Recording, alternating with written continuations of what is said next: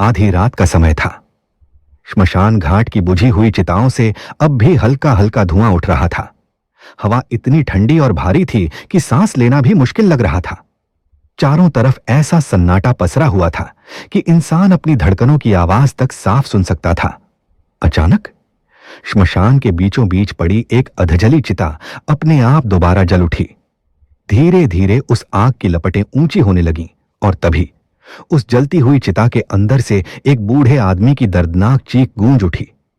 मुझे मत जलाओ, मैं अभी मरा नहीं हूं। ये अग्नि मुझे मोक्ष नहीं, अभिशाप दे रही है। वह आवाज इतनी भयानक थी कि वहां खड़े लोगों के हाथों से मशालें गिर गईं। कुछ लोग डर के मारे पीछे हटने लगे। कई लोगों के शरीर कांपने लगे।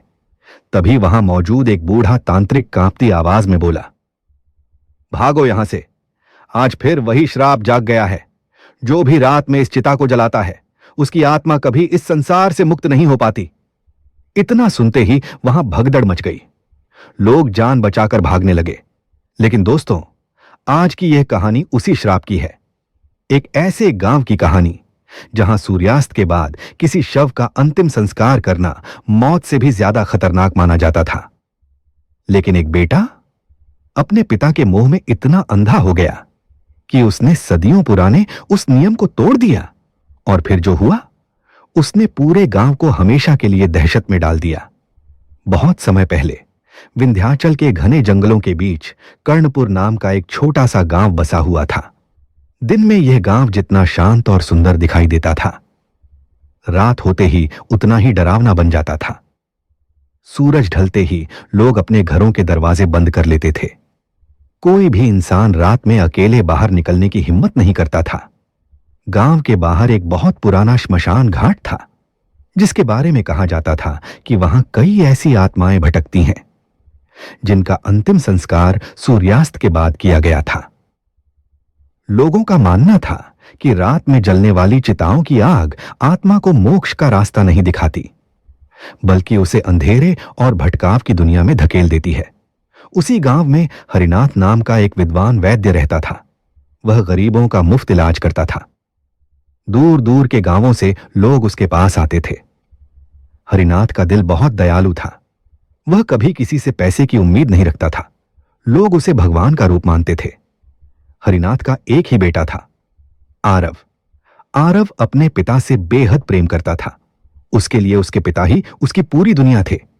लेकिन आरव की एक बहुत बड़ी कमजोरी थी। उसे धर्म, शास्त्र, आत्मा और प्रेत जैसी बातों पर बिल्कुल विश्वास नहीं था। वह हमेशा गांव वालों से कहता, मरने के बाद कुछ नहीं होता, ये सब लोगों को डराने की बातें हैं। जब भी गांव के बुजुर्ग आत्माओं और मोक्ष की बात करते, आरव हंसने लगता। हरिनाथ उसे कई बार समझाते, बेटा, मृत्यु केवल शरीर का अंत है, आत्मा की यात्रा मृत्यु के बाद शुरू होती है। लेकिन आरव हर बार मुस्कुराकर बात टाल देता। समय धीरे धीरे बीतता गया। फिर एक दिन अचानक हरिनाथ गंभीर रूप से बीमार पड़ गए। गांव के बड़े बड़े वैद्य भी उन्हें ठीक नहीं कर पाए।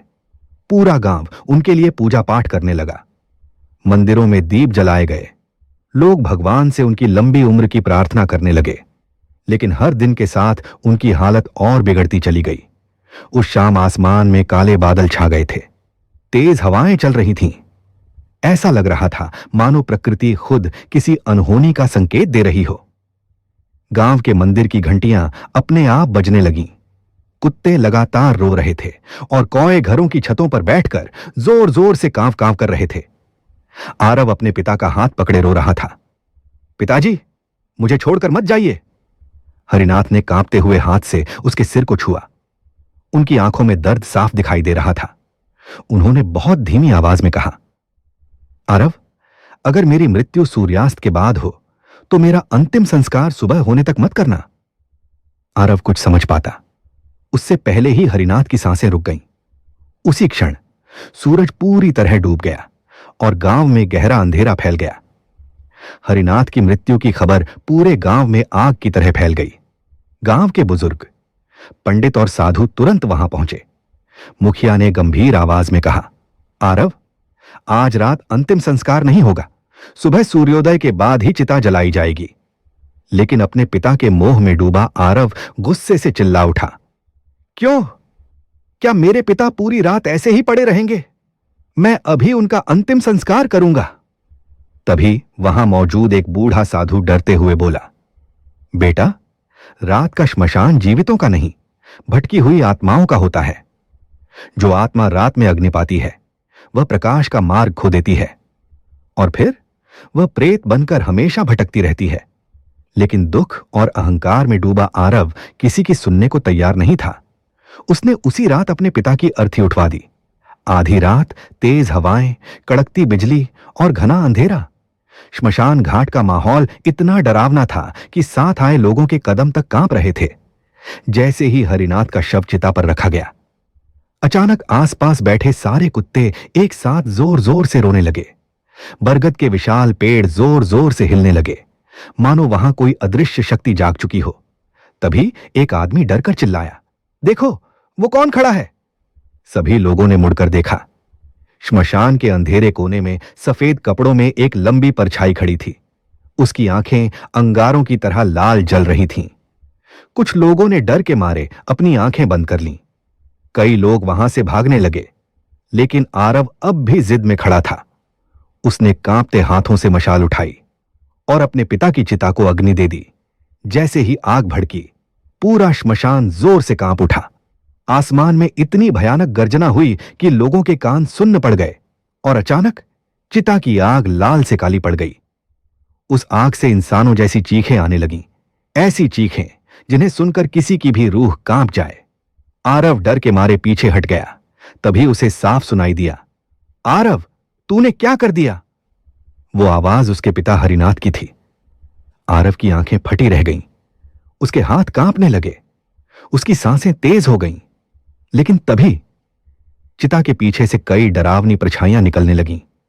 उनके चेहरे बुरी तरह जले हुए थे, आंखें खून की तरह लाल थीं और उनके शरीर से जलते मांस की बदबू आ रही थी। वे धीरे धीरे हरिनाथ की आत्मा को अंधेरे में घसीटने लगीं। हरिनाथ दर्द से चीख रहे थे, मुझे बचाओ, मैं रास्ता नहीं देख पा रहा। ये अंधेरा मुझे निगल रहा है। लेकिन वहां मौजूद कोई भी इंसान कुछ नहीं कर सका और अगले ही पल सब कुछ अचानक गायब हो गया। न वो परछाइयां, न वो आवाजें, न वो काली आग। श्मशान फिर से शांत हो चुका था। लेकिन उस रात के बाद आरव की जिंदगी नरक बन गई। घर में अजीब और डरावनी घटनाएं होने लगीं। आधी रात को किसी के चलने की आवाज आती, दरवाजे अपने आप खुल जाते, खिड़कियां अपने आप बंद होने लगतीं। घर का तुलसी का पौधा सूख गया, दीपक अपने आप बुझने लगे और हर रात आरव को वही सपना आता। उसके पिता अंधेरे में तड़प रहे हैं, उनकी आंखें खून जैसी लाल हैं और वे रोते हुए कह रहे हैं, आरव, मैं फंस गया हूं, मुझे मुक्ति नहीं मिली। ये अंधेरी शक्तियां मुझे छोड़ नहीं रही। अब आरव पूरी तरह टूट चुका था। उसे समझ आ गया था कि उसने बहुत बड़ी गलती कर दी है। वह गांव के उसी बूढ़े साधु के पास गया। उसके पैरों में गिरकर फूट फूट कर रोने लगा, मुझे बचा लीजिए, मैंने अपने पिता को प्रेत बना दिया। साधु ने अपनी आंखें बंद की, कुछ देर तक मंत्रों का जाप किया, फिर गंभीर आवाज में बोले, अभी भी एक रास्ता बचा है, लेकिन उसके लिए तुझे अपने अहंकार को जलाना होगा, तुझे मोक्ष यज्ञ करना होगा। उसके बाद आरव 7 दिनों तक जंगल के पुराने मंदिर में तपस्या करता रहा। न भोजन, न पानी, न नींद। वह दिन रात सिर्फ अपने पिता की मुक्ति के लिए प्रार्थना करता रहा। 7वीं रात अचानक मंदिर के अंदर तेज प्रकाश फैल गया। पूरा मंदिर दिव्य रोशनी से चमक उठा और उसी प्रकाश के बीच हरिनाथ प्रकट हुए। लेकिन इस बार उनके चेहरे पर दर्द नहीं, बल्कि शांति थी। उन्होंने मुस्कुराकर आरव की ओर देखा और कहा, बेटा, तेरे पश्चाताप ने मुझे मुक्त कर दिया। याद रखना, मृत्यु के नियमों से बड़ा इस संसार में कुछ नहीं।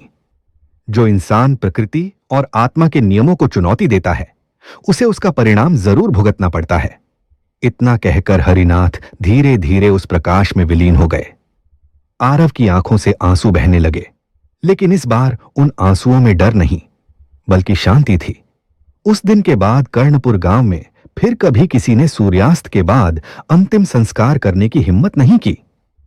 लोग कहते हैं आज भी अमावस्या की रात उस पुराने श्मशान घाट से कभी कभी दर्द भरी आवाजें सुनाई देती हैं, मानो कोई भटकी हुई आत्मा अब भी अंधेरे में रास्ता खोज रही हो। तो दोस्तों, मृत्यु केवल शरीर का अंत नहीं, एक नई यात्रा की शुरुआत है। और शायद इसी वजह से हमारे पूर्वजों ने कुछ नियम बनाए थे, जिन्हें समझना आसान नहीं, लेकिन नजरअंदाज करना बेहद खतरनाक हो सकता है। अगर आपको यह रहस्यमयी और डरावनी कहानी पसंद आई हो, तो कमेंट में जरूर लिखें, जय श्री कृष्ण।